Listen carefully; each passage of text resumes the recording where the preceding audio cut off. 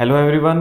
आज हम आगे के अपने एमसीक्यूज कवर करेंगे। हम एमसीक्यू फॉर्मेट में सारे कवर करेंगे, एसएससी के लिए, बैंकिंग के लिए, जो कुछ भी हो रहा है करंटली न्यूज़ में हम सब देखते रहेंगे, चाहे इंटरनेशनली हो, नेशनली हो, हमारे बैंकिंग हो, स्पोर्ट्स, मिसलेनियस भी कवर करेंगे।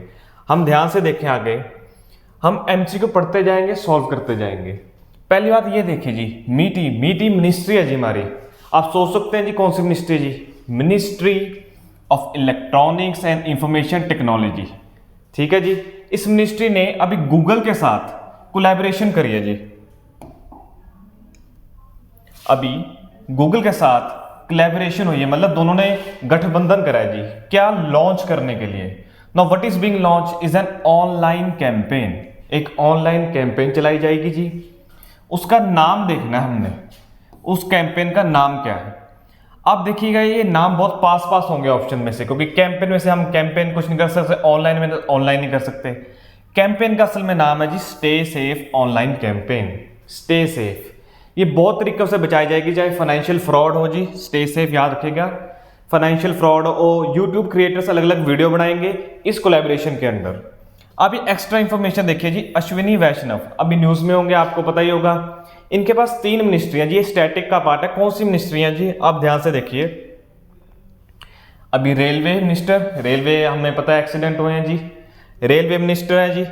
कम्युनिकेशन मिनिस्टर है जी। इसके अलावा हमारे पास ये जो हमने बात करी ही है मीटी मिनिस्ट्री, इनके भी हैं। 3 मिनिस्ट्रीज हैं जी, याद रखिएगा। नेक्स्ट क्वेश्चन की तरफ बढ़ते हैं, मिनिस्ट्री ऑफ फाइनेंस। अब मिनिस्टर बता सकते हैं फाइनेंस मिनिस्टर कौन है हमारे? सबसे पहले Nirmala Sitharaman. Corporate affairs and finance minister Nirmala Sitharaman है जी। अभी फाइनेंस मिनिस्ट्री ने लॉन्च करी है जी रीवैम्प्ड, मतलब दोबारा से रीवैम्प्ड, कुछ एडिटिंग करके, मॉडिफाई करके रीवैम्प्ड विच पोर्टल। पोर्टल का नाम बताइए जी। क्या पीपीपी ऑफ इंडिया है, पीपीपी ग्रोथ इन इंडिया, या पीपीपी इन इंडिया? आप अपनी तरफ से भी सोच सकते हैं। इसका आंसर बहुत ही सिंपल है जी, पीपीपी इन इंडिया। पीपीपी का मतलब क्या है जी? Public private partnership. जब एक साइड से सरकार, एक साइड से प्राइवेट प्लेयर दोनों मिलके को काम करें, पब्लिक प्राइवेट पार्टनरशिप कहा जाता है जी। इसके अंदर बहुत मॉडल होते हैं, बहुत तरीके से आपने देखे होंगे, कई प्रोजेक्ट चलते हैं। हम सिर्फ एक ओवरव्यू देखेंगे, हमें याद रखने की जरूरत नहीं है। आप जरा इस फोटो की तरफ ध्यान दीजिए। ये इतने प्रकार के होते हैं, टाइप्स ऑफ पीपीपी, किस तरह के मॉडल है। आपने एक बहुत कॉमन देखा होगा, सिर्फ एक ही जानने की जरूरत है आपको, बीओटी, बिल्ड ऑपरेट ट्रांसफर। जैसा आप देखेंगे हाईवे पे टोल नाके होते हैं जी, टोल प्लाजा। तो प्राइवेट प्लेयर को कहा जाएगा जी आप बनाइए, बिल्ड करिए, आप ही ऑपरेट करिए। जब आपके सारा खर्चा पूरा हो जाएगा उसके बाद गवर्नमेंट को ट्रांसफर कर दीजिए। ऐसे ही करके ये शॉर्ट फॉर्म्स है अलग अलग, हमें सिर्फ एक की जानने की जरूरत थी। बहुत किस्म के होते हैं, ये कोर इकोनॉमिक्स का पार्ट है जी। हम अपने थर्ड एमसीक्यू की तरफ बढ़ते हैं जी।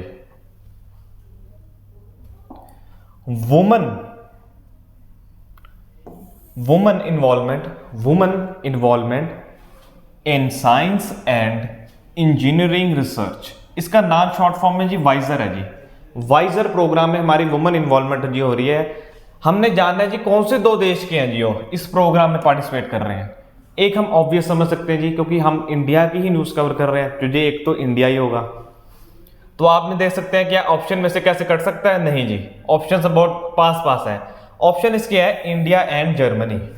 हमारी कुछ वुमन रिसर्चर्स होंगी, कुछ जर्मन वुमन रिसर्चर होंगी, कोलैबोरेशन, हमने जर्मनी के साथ अपने रिश्ते अच्छे करने हैं। इसके अलावा एक पॉइंट नोट करिए जी प्लीज,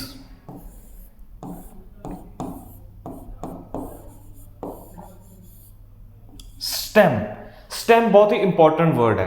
वर्ल्ड ओवर सिर्फ स्टेम ऐसे लिखा जाता है, इंडिया में हम एक एक्स्ट्रा एम भी जोड़ते हैं जी। इसकी फुल फॉर्म बता सकते हैं जी? कोई सोच सकता है जी इसकी फुल फॉर्म? बहुत ही इजी है जी, science, technology, engineering, mathematics, medicine. Extra M medicine का, ये प्लीज याद रखिएगा, ये सिर्फ इंडिया में जोड़ा जाता है, क्योंकि हम चाहते हैं जो हमारी वुमन है सिर्फ स्टेम मीनिंग के एक्स्ट्रा एम मेडिसिन फील्ड में भी आगे जाए। हम अगले एमसीक्यू की तरफ बढ़ेंगे जी। हमारा 4th एमसीक्यू देखिएगा।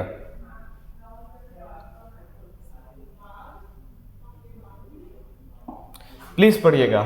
इंडिया ने एक टारगेट सेट करा जी, इंडिया का एक टारगेट है किस चीज का टारगेट है? एलिमिनेट करना, मतलब खत्म करना, एलिमिनेट करना SCDs फ्रॉम इंडिया। किस डेट तक? SCDs क्या होता है जी? Sickle cell disease. हमारे जो ट्राइबल लोग हैं, काफी सारे ट्राइबल्स अफेक्टेड हैं जी सिकल सेल डिसीज से। सिकल सेल क्या होता है? नॉर्मली रेड ब्लड सेल एक राउंड कलर के होते हैं, आपने देखा होगा, हीमोग्लोबिन रेड कलर देता है, राउंड कलर के होते हैं, हम फोटो में भी आगे देखेंगे। पर जब सिकल सेल डिजीज होता है तब उनकी शेप बिगड़ जाती है, और शेप बिगड़ने की वजह से हमारी रगों में से, हमारे नर्व में से वो फ्लो नहीं कर सकते, क्योंकि वो फ्लो नहीं कर पाते तो बहुत ज़्यादा प्रॉब्लम आएगी। तो हमने देखना भी, इंडिया ने टारगेट रखा कि हम इसे खत्म कर देंगे। इसका आंसर है जी 2047। इसके अलावा एक ये वर्ड न्यूज में रहता है जी PVTGs, आपको सिर्फ फुल फॉर्म पता होना चाहिए। PVTGs होता है particularly vulnerable tribal groups. Particularly vulnerable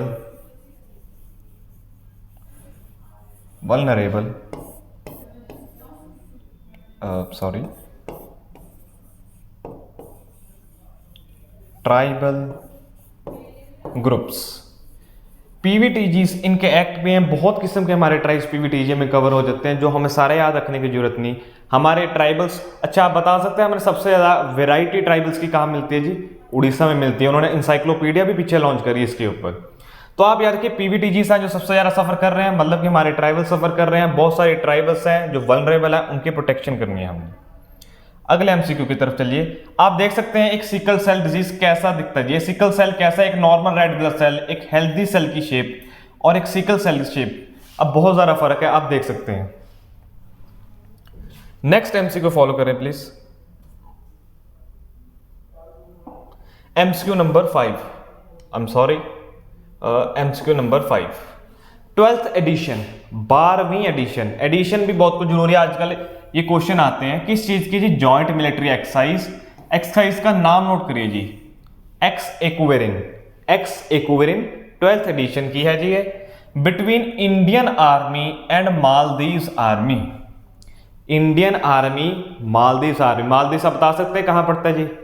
अगर हम साउथ की तरफ चलते रहे, श्रीलंका नीचे जाए, एक टापू आएगा मालदीव्स, जिसके हमारे रिश्ते बहुत पुराने, बहुत अच्छे रहे हैं।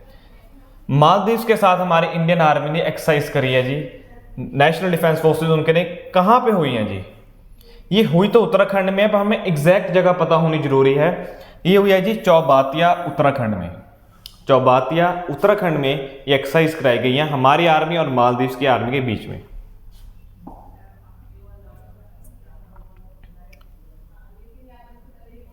सिक्स्थ MCQ देखेंगे हम। Sixth MCQ, UNGA। आपने देखा हो यूएन के पहले हेडक्वार्टर्स का हमें पता होना जरूरी है। यूएन के हेडक्वार्टर्स है न्यूयॉर्क में, यूनाइटेड नेशन के हेडक्वार्टर्स न्यूयॉर्क में है। उसके अंदर कई सारे प्रिंसिपल ऑर्गन्स हैं, 6 प्रिंसिपल ऑर्गन, मतलब 6 मेन संस्थाएं हैं। उनके अंदर एक संस्था UNGA भी है, यूनाइटेड नेशन जनरल असेंबली, जिसके अगर हम नोट करें 193 मेंबर्स हैं जी। 193 कंट्रीज हैं जो इनके मेंबर्स हैं। उन्होंने कुछ अडॉप्ट करा है, मतलब कुछ माना है।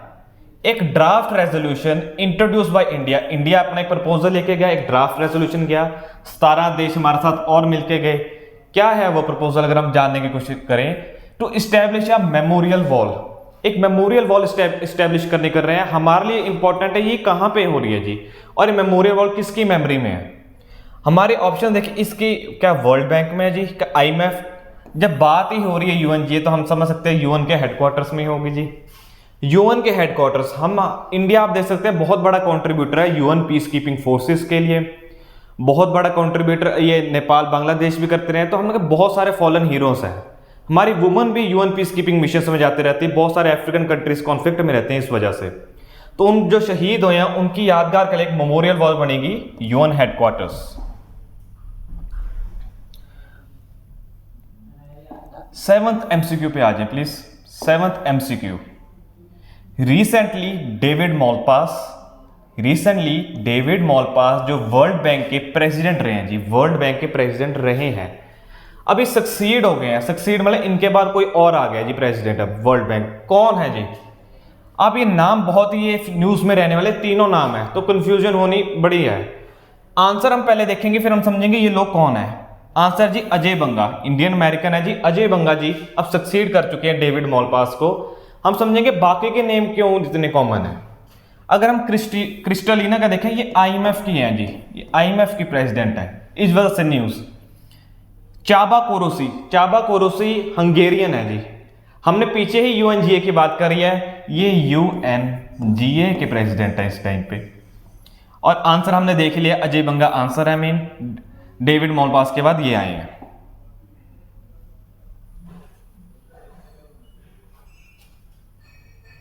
नेक्स्ट एमसीक्यू देखें please, MCQ number 8। Who has released, who किसने रिलीज करा, gender social norms index 2023, gender social norms index इस साल का। क्या जी यूएनएससी है, यूएनजी है, यूएनडीपी है। अब अगर हम एलिमिनेट करने की कोशिश करें, यूएनएससी हमने देखा था 6 प्रिंसिपल ऑर्गन्स होते हैं जी, यूएनजीए उनमें से है, यूएनएससी भी है उनमें से, यूएनडीपी 6 प्रिंसिपल ऑर्गन्स में नहीं आता, याद रखिएगा। यूएनएससी भी है, पर यूएनएससी तो मतलब सिक्योरिटी काउंसिल है, उनको ऐसा क्या करना। ये तो एक जनरल असेंबली, एक जनरल बात, ये स्पेशल बात हो रही है। ये है United Nation Development Programme, United Nation Development Programme इसका आंसर है, बिल्कुल करेक्ट आंसर है ये संस्था का काम क्या है, ये संस्था का मेन जो मोटिव है एलिमिनेट पॉवर्टी, गरीबी खत्म करना। इसके अलावा सस्टेनेबल डेवलपमेंट गोल्स, जिसको हम शॉर्ट फॉर्म में एसडीजी गोल भी लिखते हैं जी, ये हमारे 17 गोल्स है जो हर देश को 2030 तक अचीव करने हैं, 2030 तक सबको अचीव करने हैं। हमारा अगर हम नोट करें नीति आयोग, जो प्रीमियर थिंक टैंक है जी, प्लानिंग कमीशन को रिप्लेस करके नीति आयोग आया था। नीति आयोग ने क्या करा है, नीति आयोग जो थिंक टैंक है उन्होंने कहा भी हम भी ट्रेस करेंगे इंडिया कितना अचीव कर रहा है अपने गोल्स।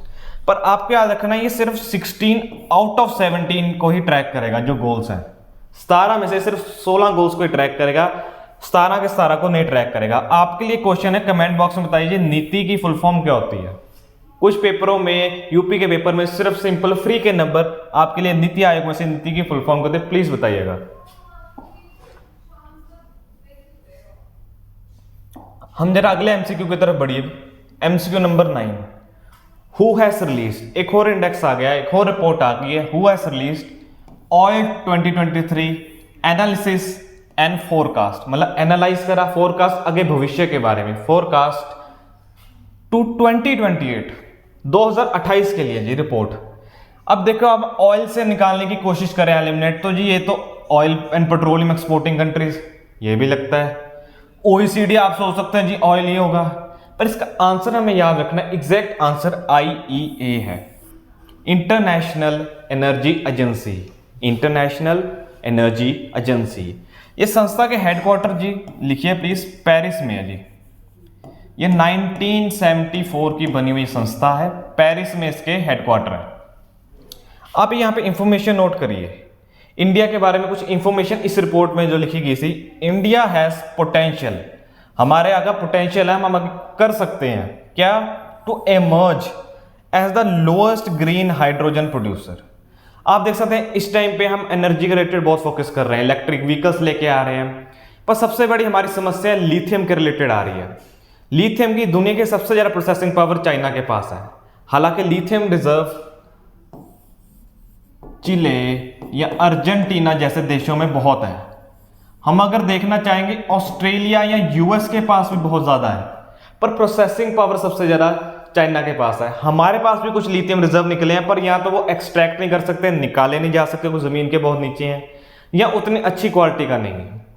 तो हमने कहा ऑल्टरनेटिव देखते हैं जी, ग्रीन हाइड्रोजन। ग्रीन हाइड्रोजन होता क्या है, आपने देखा होगा, वाटर का फॉर्मूला आपको पता होगा जी, H2O हाइड्रोजन होती है जी। तो हम पानी को ही स्प्लिट करते हैं, कैसे, इलेक्ट्रिसिटी इस्तेमाल करते हैं फ्रॉम रिन्यूएबल एनर्जी, कैसे जी, split water to produce green hydrogen. तो हम हाइड्रोजन को स्प्लिट कर देते हैं जी और अपनी ग्रीन हाइड्रोजन बनाते हैं। ये ऑल्टरनेटिव बहुत ज्यादा हम एक्सप्लोर कर रहे हैं। हम अगला नेक्स्ट एमसीक्यू देखेंगे, एमसीक्यू नंबर 10। विच मिनिस्ट्री, कौन सी मिनिस्ट्री, कौन सा मंत्रालय, in consultation with the reserve bank of India, RBI. अच्छा, आपको पता है आरबीआई कब बना था, जी आरबीआई बना था आरबीआई एक्ट के अंडर, आरबीआई एक्ट के अंडर। इसका ईयर है आरबीआई एक्ट 1934 एक्ट। एक बार मेरे को कंफर्म करना होगा, सॉरी फॉर दैट, पर आरबीआई एक्ट के अंदर आरबीआई बना था। अच्छा काम क्या है, मेन न्यूज हमारी है सोवन गोल्ड बॉन्ड्स, सोवन गोल्ड बॉन्ड्स। हम गोल्ड बॉन्ड हर साल रिलीज करती है जी आरबीआई। काम गवर्नमेंट का है पर गवर्नमेंट के बिहाफ पे आरबीआई रिलीज कर देती है, मिनिस्ट्री ऑफ फाइनेंस के बिहाफ पे आरबीआई रिलीज करती है। ये बॉन्ड्स है क्या जी, हमारे को देखो आंसर तो बहुत ही सिंपल है, फाइनेंस हम समझेंगे, पर हमें इसके बारे में डिटेल में जरूरत है। कोई हर साल जो न्यूज में रहे, हर कुछ महीने में न्यूज में रहे, हमको देखना होगा जी ये जो बॉन्ड है क्या कौन कौन खरीद सकता है जी, कोई भी खरीद सकता है, पर वो इंडियन होना चाहिए। इंडिया एनआरआई एलिजिबल नहीं, सिर्फ एक इंडिया का रहने वाला ही, इंडिया का निवासी। मिनिमम मैक्सिमम क्या है, सबको अगर लेना है 1 ग्राम तो लेना ही पड़ेगा मिनिमम, मैक्सिमम 4 kg, 4 kg है इंडिविजुअल के लिए, एक इंडिविजुअल के लिए, एंड 4 kg है एक HUF के लिए। 1 ग्राम तो सबको लेना पड़ेगा, पर मैक्सिमम 4 किलो एक इंसान ले सकता है, या Hindu undivided family, Hindu undivided. इसके अलावा अगर कोई ट्रस्ट है उनके लिए जी 20 kg है। कोई अगर ट्रस्ट है, ये मैक्सिमम वैल्यूज है, मिनिमम 1 ग्राम। हम अगले एमसीक्यू की तरफ बढ़ते हैं। अगला एमसीक्यू नोट करिए प्लीज। भवानी देवी, भवानी देवी जी अभी न्यूज में है जी, उन्होंने क्या करा है जी, इतिहास रच दिया है, इतिहास रच दिया। किस चीज का, वो मेडल लेके आई है इंडिया का फर्स्ट एवर ब्रॉन्ज मेडल लाई है, फर्स्ट एवर। इनकी गेम है जी फेंसिंग, हम आगे फोटो में देखेंगे। फेंसिंग कृपानों से लड़ी जाने वाली गेम है फेंसिंग। ये हुई कहां थी, क्या ये इंडिया में हुई, क्या ये मंगोलिया में हुई, क्या ये चाइना में? इसका आंसर याद रखिएगा, चाइना है जी आंसर, आंसर है चाइना। भवानी देवी चाइना। आप ये देख सकते हैं भवानी देवी जी, आप फोटो से देख सकते हैं। फेंसिंग एक कृपान से खेलने वाली गेम है, इंडिया का याद रखिएगा सबसे पहला है ये, इससे पहले मेडल नहीं आया। कॉन्ग्रेचुलेशन है भवानी देवी जी को। हम डैनियल, ये आपने नाम सुना होगा, न्यूज में बहुत है, डैनियल एल्सबर्ग, ये यूएसए के रहने वाले हैं। डैनियल एल्सबर्ग एक यूएस के निवासक हैं जो विसल ब्लोइंग लेजेंड माना जाता है जी। विसल ब्लोइंग का मतलब क्या होता है? विसल ब्लोइंग होता है जी पर्दाफाश करना। कई बार कोई इंसान होता है उसके अपने पर्सनल एथिक्स एक कंपनी के एथिक्स से नहीं मिलते। अगर आप मार्केटिंग मैनेजर कहीं लगे हैं और आप बहुत डिपेंडेंट हैं उस जॉब पे, हो सकता है आपको काम दिया जाए कि ये प्रोडक्ट बेचें जो किसी की हेल्थ के लिए अच्छा नहीं है। अब कंपनी कह रही है बेचें, आपकी अपनी नैतिकता मानती कि नहीं, जो चीज़ अच्छी नहीं है मैं कैसे किसको बेच सकता हूँ, तो यहाँ तो दुविधा आ जाएगी, आपको डायलेमा आ जाएगा। आप क्या करेंगे, कंपनी में जॉब छोड़ देंगे। दूसरा काम क्या होता है, एनोनिमसली, चुपचाप आप मीडिया में कहीं इंफॉर्मेशन लीक कर सकते हैं, विसल ब्लोइंग। तो डैनियल एल्सबर्ग की अभी रिसेंटली मौत हो गई है जी, ये विसल ब्लोइंग लेजेंड थे। इन्होंने कैसे इंफॉर्मेशन लीक करी थी आप देख सकते हैं, क्या वॉशिंगटन पेपर्स थे, आप देख सकते हैं यूएस से शायद हो, बिल्कुल भी आंसर नहीं है। न्यूयॉर्क थे, अच्छा कुछ लोगों को लग सकता है पनामा आंसर होगा, पनामा पेपर्स भी एक लीक हुए थे इंफॉर्मेशन, बहुत बड़ी पर्सनैलिटी, इंडिया की भी इनमें नाम था, पर आंसर हमारे लिए पेंटागन पेपर्स है। याद रखिएगा पेंटागन पेपर्स, जो वियतनाम के युद्ध में जो कई सारे जैसे एजेंट ऑरेंज कई केमिकल इस्तेमाल करे, कितनी मौतें हुई, उसके रिलेटेड इंफॉर्मेशन थी। डैनियल एल्सबर्ग, विसल ब्लोइंग, क्या जी, Pentagon papers. So thank you for watching, please आप देखते रहिएगा। हम सारे एमसीक्यू हर न्यूज कवर करेंगे, स्पोर्ट्स से लेके अवार्ड्स, अपॉइंटमेंट, जितनी मिसलेनियस कोई रहेगी, पीआईबी की भी होगी। प्लीज बने रहिएगा और देखते रहिएगा। Thank you so much.